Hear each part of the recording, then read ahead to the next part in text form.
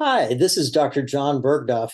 In this video, which is going to be very short, I want to introduce you to a device called a protractor, which looks like this. We're going to be measuring angles quite a bit in this class, and doing so will require the use of a protractor to measure the angles. And I just want to quickly show you how it works. So this is the protractor again. We'll take a look at that in a minute. I've got here some angles drawn, and we're going to take a look at what we're talking about. So an angle is always indicated by 3 points. The point in the middle, listed in the middle, will always be the vertex, and the beginning and third points will be points on rays that emanate out of that vertex. So when I look at the angle BAC, B is here, A is here, C is here. I'm talking about this angle. Now to measure that, I use a protractor. The way we do this, and protractors, by the way, look a little bit different, but they're similar to one another. The vertex of the angle needs to go at the center point of the protractor. In this case, see the little hole right there in the middle? That little hole needs to line up with that point. Then you make a decision about one side of the angle being your initial side and the other side being the final side or terminal side. I'm going to use the horizontal line here to represent my initial side.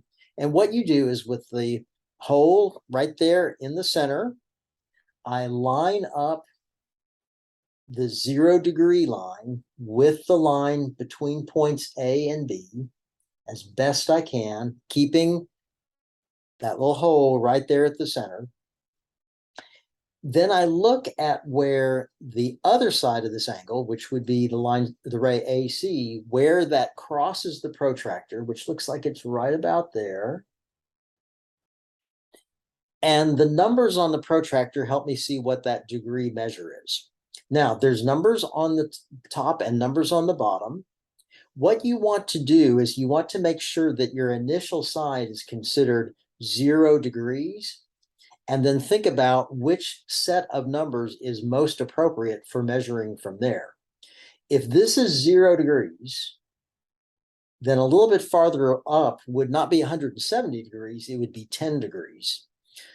So what that's telling me is I'm going to be looking at the lower set of numbers. Depending on the brand of protractor, you might be looking at the upper set of numbers, but the deal is we want our initial side to correspond to 0 degrees. So we'd be looking at numbers counting up from 0, whichever way that goes. Now this requires, you're not going to be 100% accurate with this. The slightest movement in the protractor will throw you off enough to where this could be, that looks like 43 degrees.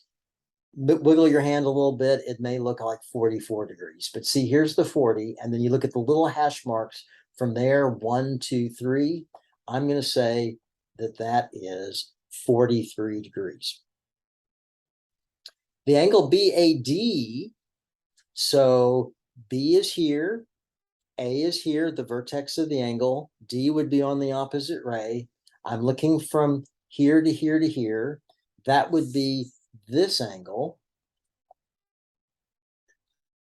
And again, line up the hole in the protractor right at the vertex, line up the initial side with the horizontal side of the protractor, see where that crosses, make sure you're using the right set of numbers. So the numbers are the ones that started at 0 here. That means we were looking at the lower set of numbers. Don't look at the upper set of numbers. I see it's crossing right here, looking at the lower set of numbers. This is 130 degrees. It looks like it's 2 marks beyond that, making 132 degrees. I deliberately gave us an angle where one side was not horizontal. That's okay. You always pick one side to be your initial side and line up the horizontal part of the protractor with that line. Again, keeping the center right at the hole right there, right at the vertex, lining this up carefully with the other side. with one side. That looks like it's pretty well lined up. And then seeing where this crosses, again, zero, this would now be 0 degrees. So looking at the lower set of numbers, this appears to be 2 marks short of 90. Let's say that that's 88 degrees. Now, if you look at the angle BAC and CAB together, the sum of those two measures should be the same as the measure BAD. Let's see if that's correct. If I were to take angle BAC and angle CAD, let's see what we get. 43 degrees plus 88 degrees. That actually is going to be a little bit off. That's 131 degrees. Should have been 132, but that's just a matter of how accurate that you can be using a protractor. That's not ever going to be perfect, and that is okay. That is not really a problem. We also make, and let me finish by looking at this last word here, the measure of the reflex angle BAD. What is that? What is a reflex angle? So we already know what we mean by BAD, and that would generally be thought of this way. The reflex angle is the other angle the rest of the way around. The reflex angle would be like this. That's the reflex angle. Generally, when we measure an angle, we take the angle measure that would be the smaller of the two. The reflex angle forms the rest of the way around. That can be measured with a protractor, but an easier way to do it is to remember that once around the circle is 360 degrees. And if angle BAD was 132 degrees, then you could just subtract 360 minus 132. That would be 8. 5 minus 3 is 2.